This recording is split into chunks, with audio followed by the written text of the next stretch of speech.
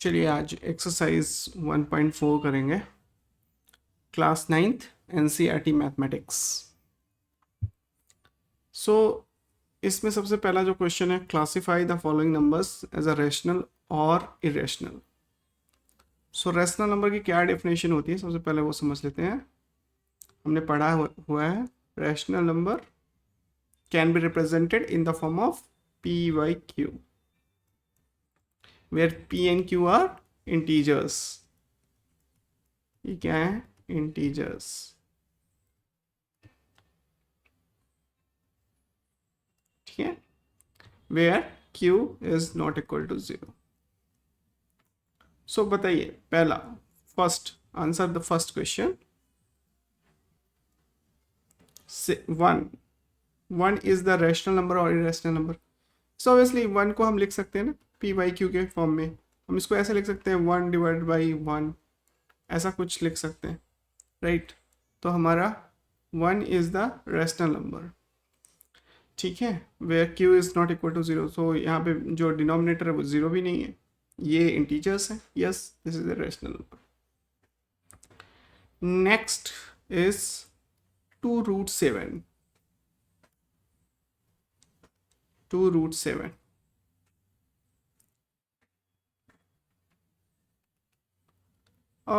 2 तो ठीक है, we can write it, but √7 is irrational. So rational का जब इरेशनल से प्रोडक्ट होता है तो जो रिजल्ट आता है वो हमेशा क्या होता है? इरेशनल आता है। So that's why the question number 2 is irrational.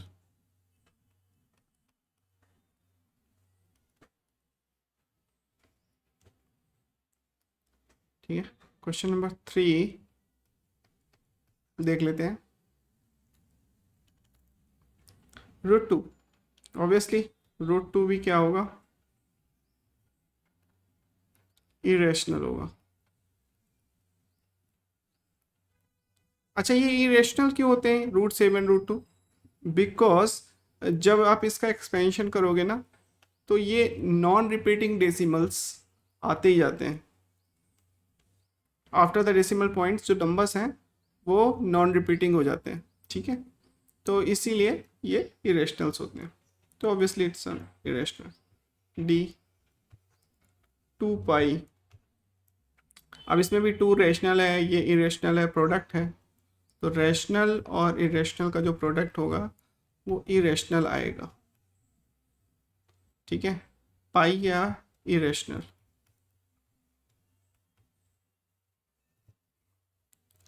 सो ये जो पूरा रिजल्ट है वो इरेशनल ही होगा।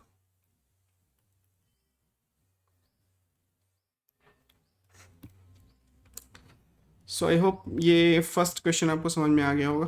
चलिए मूव करते हैं सेकेंड प्रॉब्लम की तरफ।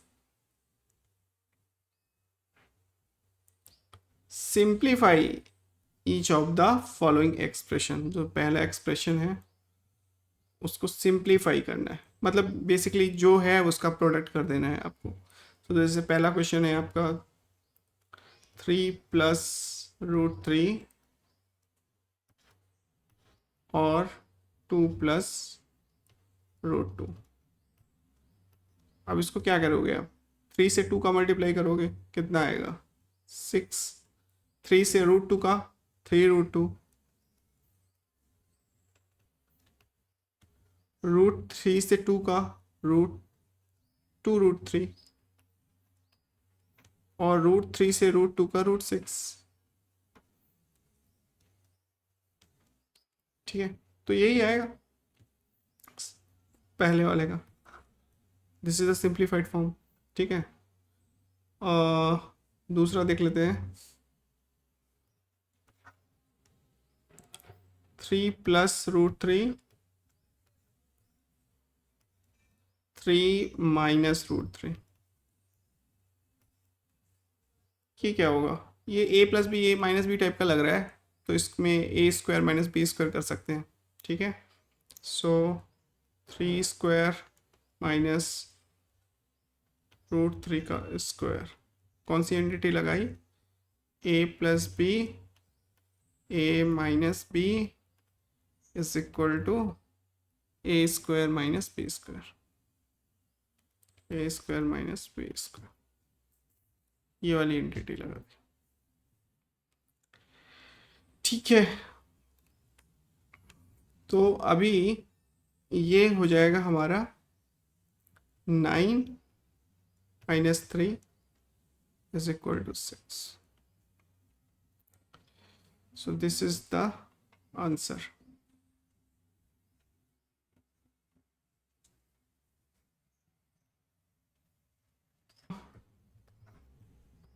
√5 क्या था? √5 प्लस √2 का होल स्क्वायर प्लस √2 का होल स्क्वायर। हाँ, तो इसमें a प्लस बी का होल स्क्वायर लगेगा। जो एंटिटी होगी, जो आइडेंटिटी होगी, वो हमारी होगी a प्लस बी का होल स्क्वायर, ए square plus b square plus 2ab। So इसमें √5 का स्क्वायर 5 हो गया, √2 का स्क्वायर 2 हो गया, और 2ab 2√5 इंटू √2। इसका जो आंसर आएगा वो 7 प्लस 2√2। नेक्स्ट, अच्छा इसमें मैं लिख देता हूँ आइडेंटिटी, a प्लस बी का होल स्क्वायर, ए square plus 2ab plus b square. Next √5 minus √2, √5 plus √2, वही a plus B, a minus b, √5 minus √2 और √5 प्लस √2। ये क्या हो जाएगा? a plus B, a minus B, a plus B मतलब a square minus B square, so √5 square minus √2 square, तो ये हो जाएगा 5 माइनस 2। ठीक है, ये आंसर्स हैं।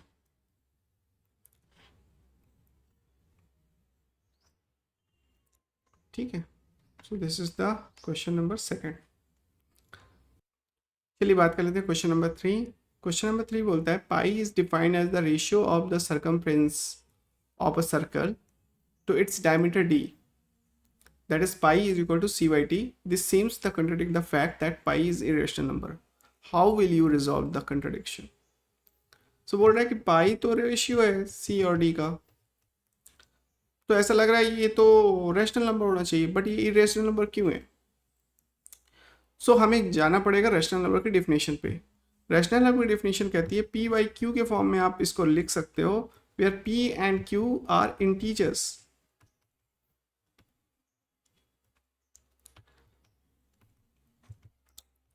इसमें क्या होगा, जब आप सर्कल का सर्कमफ्रेंस निकालोगे तो इनमें से कोई एक क्वांटिटी, आइदर सर्कमफ्रेंस और diameter, will not be the integer.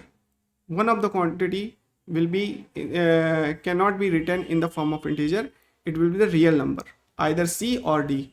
तो मैं यहाँ पे लिख देता हूँ either c or d will not be integer। आप करके देख लो,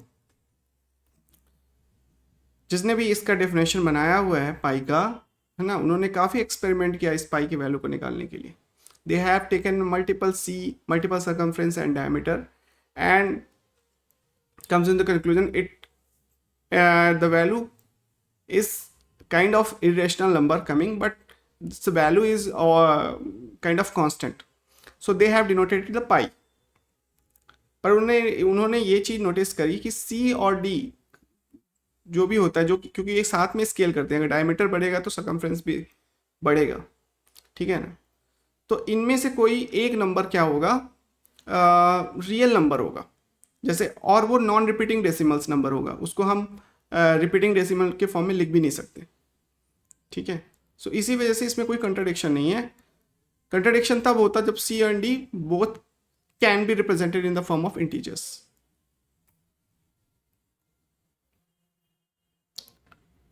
represent root 9.3 on the number line. Root 9.3 को नंबर लाइन पे रिप्रेजेंट करता है। देखो इसको किसी भी कोई भी नंबर हो उसका रूट अगर लेना है आपको, तो नॉट ओनली 9.3, तो उसका एक प्रोसीजर है, मैं आपको एक एक्सप्लेन कर देता हूँ। Let's say this is the point ए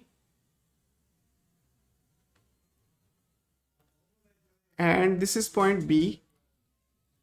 ठीक है, तो यहाँ से यहाँ तक का जो लेंथ है वो लेट्स से एक्स है। तो आपको 1 यूनिट यहाँ पे आना है, सी लेना है 1, और ए सी का मिड पॉइंट लेना है ओ। तो यहाँ से यहाँ तक की जो डिस्टेंस होगी वो कितनी होगी, x+1 डिवाइड बाई 2। ठीक है, मतलब O C is equal to कितना होगा, x+1 divide by 2। And similarly O B कितना हो जाएगा, ओ सी में बी सी मतलब 1 घटा दीजिए तो ये आ जाएगा x-1/2।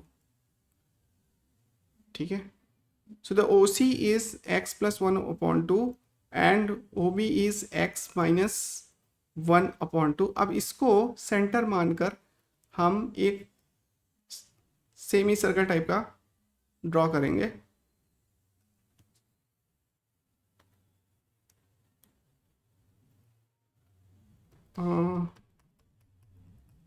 चलो ये सेमी सर्कल लग तो नहीं रहा, बट एज्यूम कर लो कि this is the semi circle.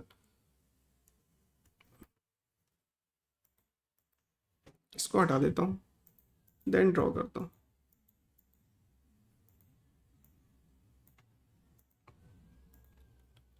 ठीक है, अभी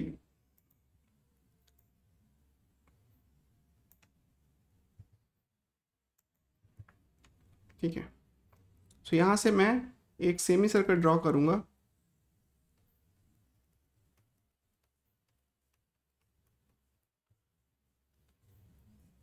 एंड चूंकि ये रेडियस है, ये x+1/2 है।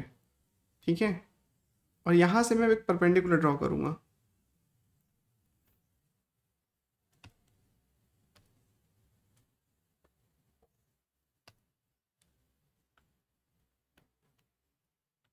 एंड इसका कोई भी पॉइंट ले सकते हैं, लेट्स से बी डैश ले लेते हैं हम। सो अब हमें अगर बी बी डैश की वैल्यू चाहिए, तो पाइथागोरस थ्योरम क्या बोलती है, that would be under root O B dash square minus O B square. ठीक है, यही तो बोलती है। ओ बी डैश क्या है, रेडियस है, और ओ सी भी क्या है, रेडियस है। तो यहाँ पे ओ बी डैश क्या होगा, ओ सी के बराबर हो जाएगा। ठीक है, विच इज़ x+1/2। यहाँ पे अगर आप देखोगे तो x+1/2 का होल स्क्वायर माइनस x-1/2 का होल स्क्वायर। ओ बी कितना है, x-1/2। अब इसको अगर आप सिंप्लीफाई करोगे तो ये यहाँ से आ जाता है रूट x।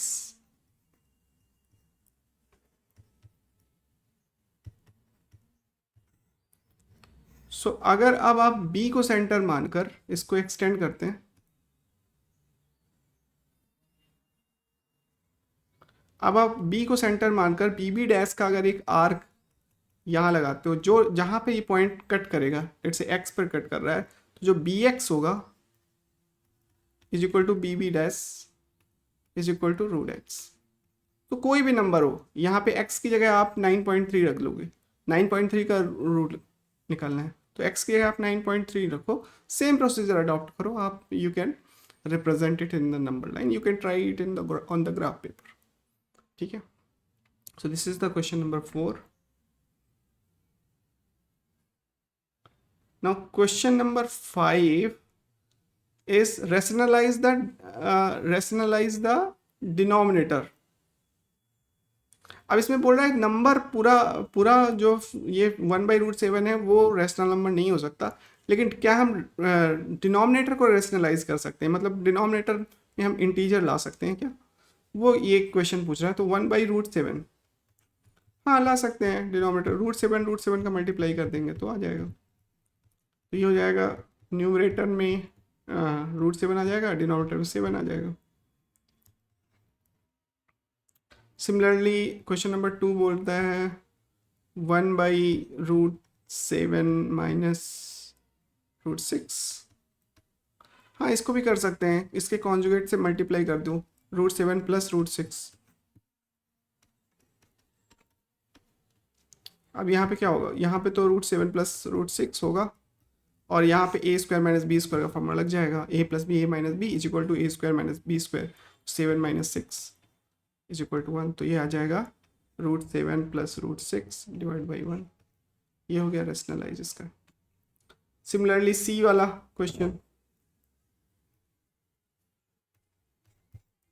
1/√5 प्लस √2,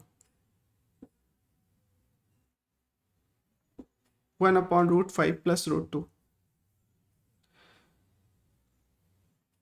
ये इसको भी वैसे ही करेंगे, 1/√5 प्लस √2 मल्टीप्लाई बाई √5 माइनस √2, और ये भी √5 माइनस √2। ये भी a plus B a minus B बनेगा √5। जब भी इस तरह क्वेश्चन हो आप कॉन्जुगेट से सीधा मल्टीप्लाई कर दो, 5 माइनस 2, ये हो जाएगा √5 माइनस √2। यहाँ पे आप चाहो तो आइडेंटिटी वगैरह मेंशन कर सकते हो, how you have done, and the whole procedure you can mention, multiply by √5 minus √2 in the numerator and denominator, and using the identity a plus b a minus b is equal to a square minus b square। ठीक है। now question number D, 1/√7 minus 2,